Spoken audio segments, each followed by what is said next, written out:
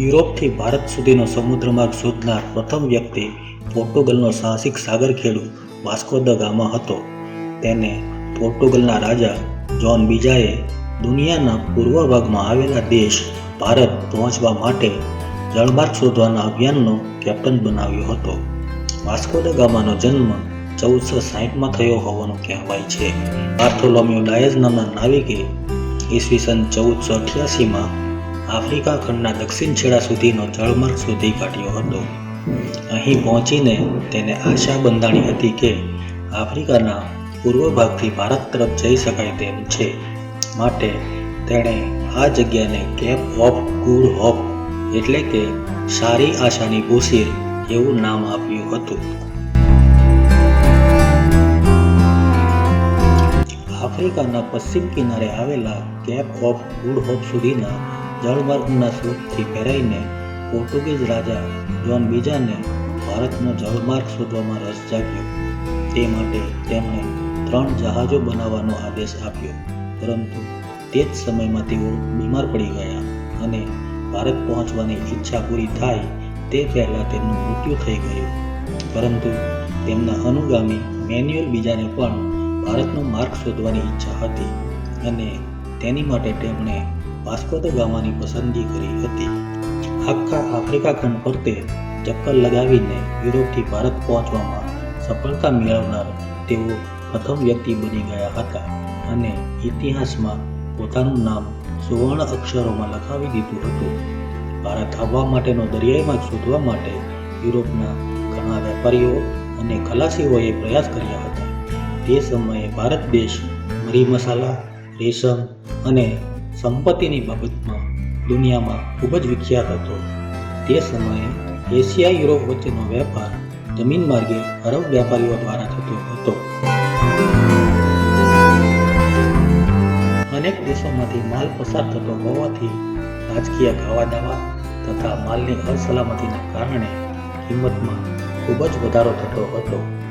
ભારતનો માલ અરબ વેપારીઓ ઊંચા ભાવે યુરોપિયન વેપારીઓને વેચતા. આથી જમીન માર્ગનો વેપાર યુરોપિયન વેપારીઓને ખૂબ મોંઘો પડતો હતો. જેથી યુરોપિયન દેશો ભારત સાથે વેપાર કરવા સીધો અને સસ્તો રસ્તો શોધવા અન્ય વિકલ્પની શોધમાં હતા. ઈસવીસન 1492માં ક્રિસ્ટોફર કોલંબસ નામના નાવિકને ભારત શોધવા મોકલવામાં આવ્યો હતો. પરંતુ તેણે ભૂલમાં અમેરિકા ખંડ શોધી કાઢ્યો હતો. તે જ્યારે અમેરિકા પહોંચ્યો ત્યારે તેણે વિચાર્યું કે તે ભારત પહોંચી ગયો છે. તેથી તેને પ્રથમ જે લોકો મળ્યા તેને રેડ ઇન્ડિયન્સ અને તે જગ્યાને વેસ્ટ ઇન્ડિઝ એવું નામ આપ્યું. પોતાના મૃત્યુ સુધી તે એવું માનતો હતો કે તેણે ભારત સુધી પહોંચવાના જળમાર્ગની શોધ કરી છે.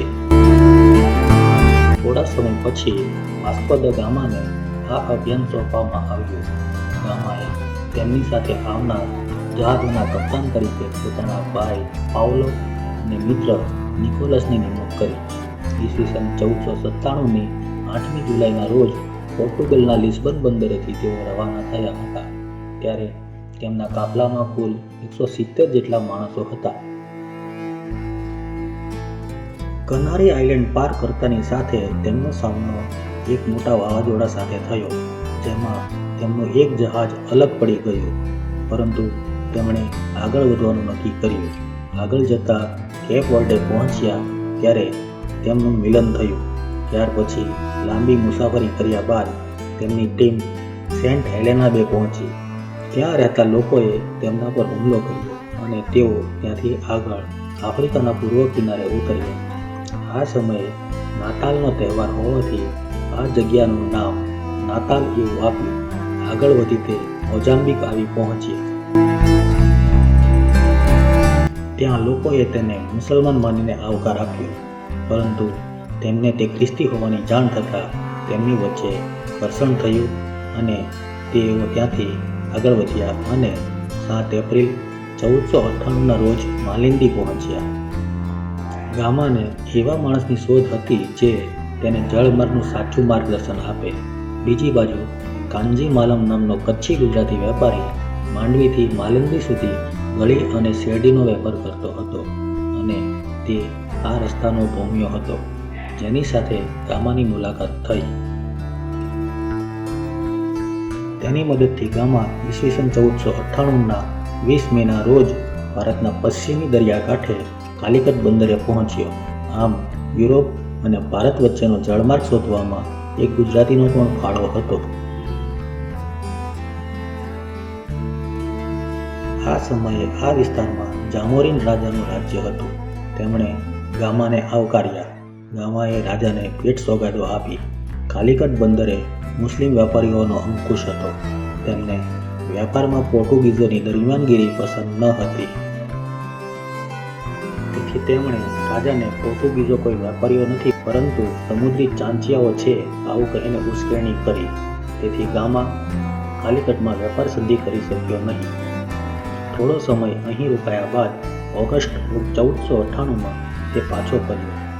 પવનની ઊંધી દિશાને કારણે હિન્દ મહાસાગર ઓળંગતા તેને 3 મહિના થયા અને તેઓ ફરી પાછો માલિંદી પહોંચ્યો. ત્યાંથી આગળ વધી કેપ વર્ડે પહોંચ્યા ત્યારે તેમના ભાઈ પાઉલો બીમાર પડ્યા અને તેમનું મરણ થયું. ત્યાં જ તેના અંતિમ સંસ્કાર કરી આગળ વધ્યા. સફર દરમિયાન તેના ઘણા માણસો મરણ પામ્યા. તેના કાફલામાં માત્ર 55 જણા જ બચ્યા હતા. વળતા પ્રવાસમાં આફ્રિકાના પશ્ચિમ કિનારા તરફથી પસાર થતી વખતે વાવાઝોડાના લીધે તેમના વાહનો છૂટા પડી ગયા અને જુદા જુદા સમયે લિસ્બન પહોંચ્યા. ગામા 9 સપ્ટેમ્બર 1499ના રોજ લિસ્બન પહોંચ્યા. આ આખો સફર પૂરો કરવામાં તેને લગભગ 2.5 વર્ષ જેટલો સમય લાગ્યો હતો. રાજા મેન્યુઅલે તેને પેન્શન, રોકડ ઇનામ અને જાગીર ઉપરાંત એડમિરલનો હોદ્દો આપી નવાજ્યો હતો. વાસ્કો દ ગામા ફેબ્રુઆરી 1502માં ફરીવાર ભારત આવ્યો. તેણે તાકાત વડે હિન્દ મહાસાગરમાં વેપાર માટે પોર્ટુગીઝોનો અંકુશ સ્થાપ્યો. ઓક્ટોબર 1503માં પાછો ફર્યો અને નાવિક તરીકે નિવૃત્ત થયો. 1519માં રાજાએ તેને ઉમરાવ બનાવ્યો. 1524માં રાજા જોન ત્રીજાએ તેને ભારતમાં પોર્ટુગલના પ્રદેશોનો વાઇસરોય બનાવ્યો અને ભારત મોકલ્યો. થોડા સમય પછી કોચીમાં મેલેરિયાના કારણે તેનું મૃત્યુ થયું. તેને કોચીમાં દફનાવવામાં આવ્યો. 14 વર્ષ બાદ 1539માં તેના અસ્થિ પોર્ટુગલ લઈ જવામાં આવ્યા અને ત્યાં રાજકીય સન્માન સાથે ફરી તેને દફનાવવામાં આવ્યા. મિત્રો, આવા રસપ્રદ અને માહિતીપ્રદ વિડીયો જોવા માટે અમારી ચેનલને સબસ્ક્રાઇબ કરજો, લાઈક કરજો અને વિડીયો પસંદ આવ્યો હોય તો તમારા મિત્રો સાથે શેર કરજો.